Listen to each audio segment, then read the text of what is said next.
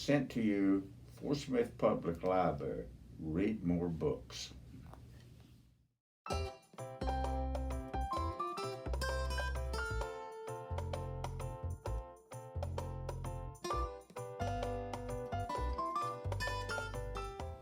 I liked this book, Samuel Morse, That's Who, because when I was a little girl, I heard a lot of Morse code in my house. My dad was in the U.S. Navy, and part of his job included being able to send messages in Morse code. So let's learn a little bit more about that.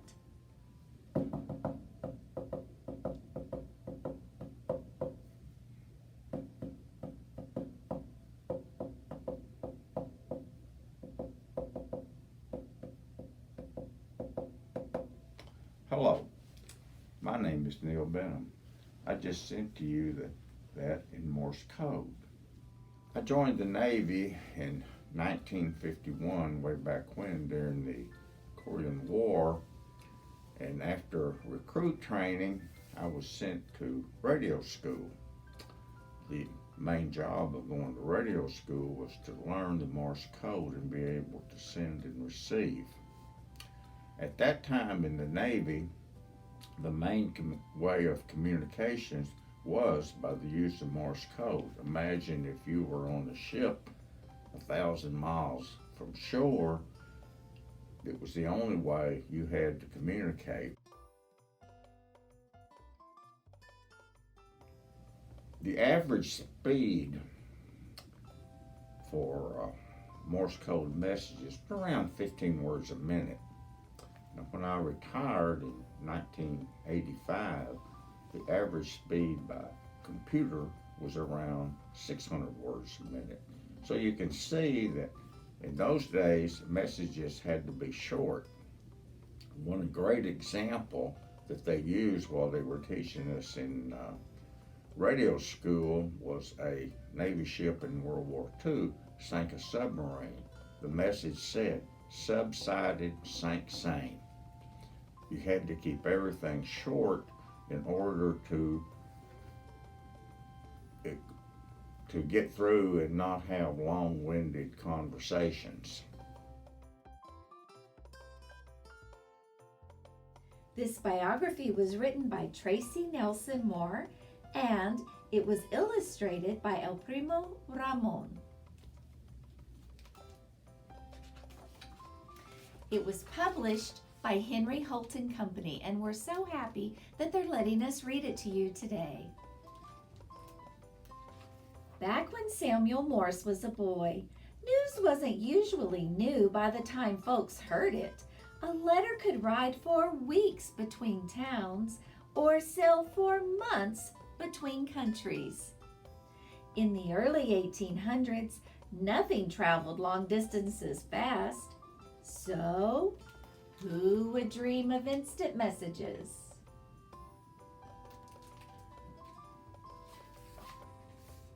Samuel Morse, that's who.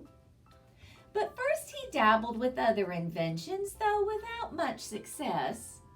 The water pump he designed with his brother, almost nobody bought it. His marble cutting machine, already patented. He experimented with wild paint mixes too. Milk for a pearly effect, glazes for glossy finishes, even beer for some reason.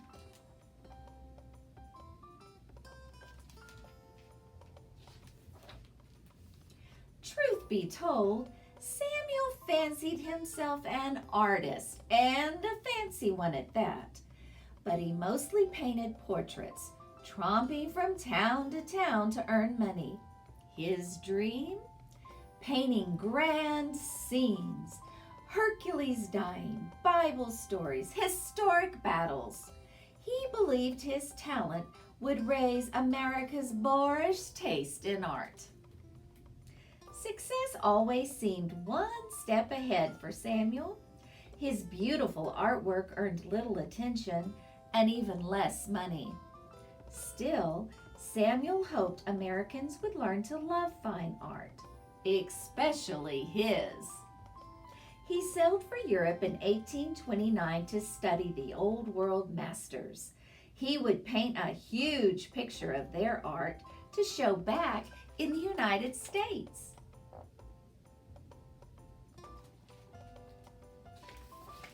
Leonardo da Vinci, Rubens, Rembrandt. Samuel saw their greatest works in Italy and France. He also saw the famous French optical telegraph system in action. Created in 1794, it had served military leaders during wartime and had kept villages updated with news. Towers relayed nearly 10,000 possible codes for messages depending on the signal arm positions, if it wasn't foggy or dark. Who could think of a better system?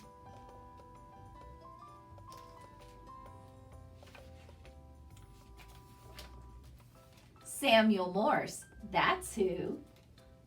But not until he finished his masterpiece. Day after day for more than a year, he painted in France. Samuel finally stored his massive painting aboard the good ship Sully and sailed for home in 1832. Talk on deck drifted between not-so-new news and the possibilities for electricity. Was it simply a toy? Could this liquid lightning ever be useful, they wondered? Their chats sparked an idea for Samuel.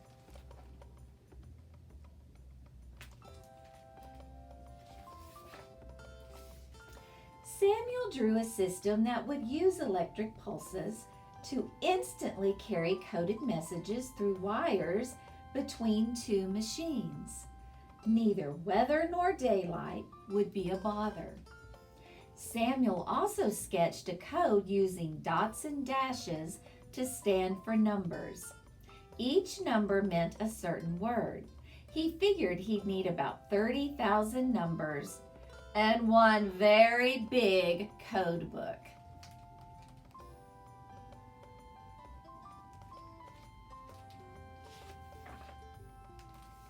Back in New York City, Samuel proudly unveiled his masterpiece, and as before, not many people noticed. Folks took great interest, however, in his ideas for an electromagnetic telegraph machine. Delightful, amusing.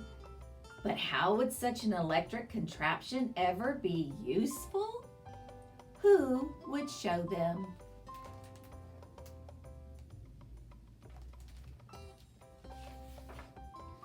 Samuel Morse, that's who. He began working in earnest on his telegraph. He experimented with an alphabet code. He gave the most frequently used letters the easiest symbol to send messages faster. For example, just one dot could stand for an E. Samuel also tinkered with clock parts to move a paper tape that recorded messages. He strung wires around his studio to test his work. But Samuel was still an artist at heart. He needed help. He shared his idea with two friends, science professor Leonard Gale and the machine-minded Alfred Vail. The team clicked. Samuel set aside his paints to focus on the invention. By 1842, they were ready to show the world. They wrapped thread, tar, and rubber around 2 miles of copper wire and laid the cable in New York Harbor from the tip of Manhattan to Governor's Island.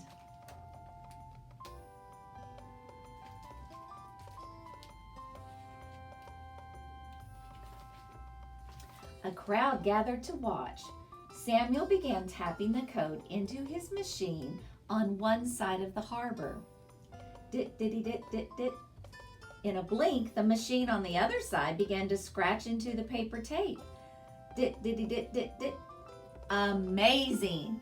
People clapped and cheered until the line went dead.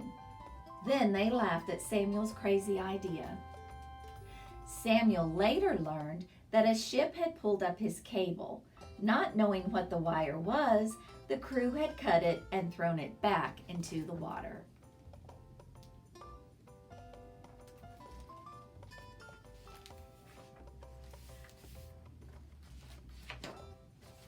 Oh, he was so close to success. Samuel asked the U.S. Congress to fund a telephone line between Baltimore and Washington, D.C.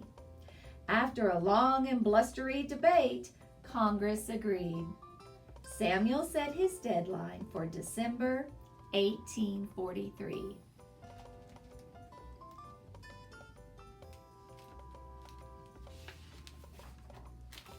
Delay followed delay. Samuel's team finally set to digging trenches along the route in October. They buried the cable in lead pipes. Then, with only months left, crash! The trenching plow hit a boulder and crumpled. While it was repaired, Samuel tested their work so far. Nothing. The team discovered that poorly made pipes had caused the wires to fail in the damp soil. Samuel needed another plan, and fast.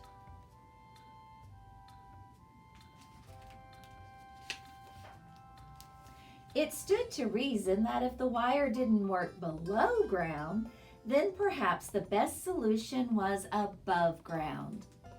In March, the team went back to work. They strung wires between tall chestnut poles. They covered about a mile a day, rain or shine.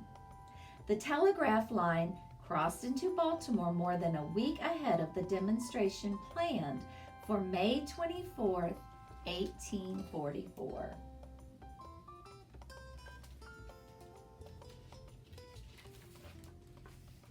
The big day came. Samuel sat at his machine in the U.S. Supreme Court chamber.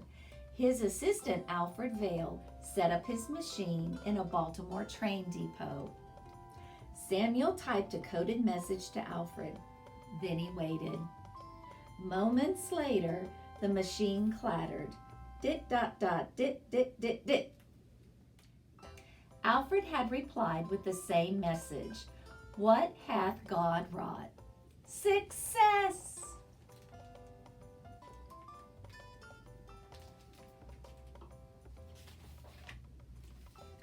In time, telegraph lines stitched the United States together from coast to coast. Undersea cables linked America to Europe and beyond. Everything from train arrival to news reports ticked in Morse code from city to city in seconds. Governments, businesses, friends and families, telegrams connected them all. So, who made electricity useful? Who created instant messages and changed the world forever?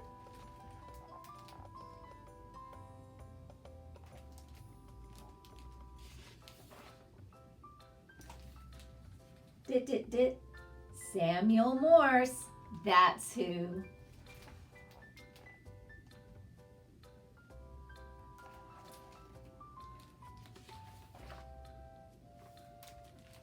The end.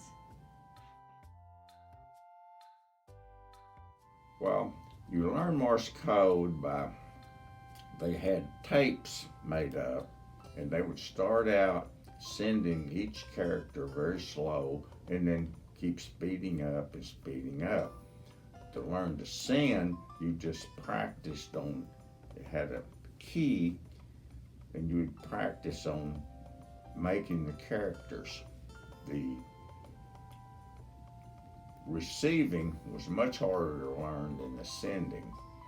And so we would spend about 6-8 hours a day just listening over and over to code. Some people picked it up real quick. I was kind of a slow learner. It took me a good while to learn. It's just like learning a new language. And it's funny, after all these years, that I still remember it. ability to copy code sent by somebody else has deteriorated because my mind doesn't work as quick as it used to. Sending, you never forget how. And I'll see you next time.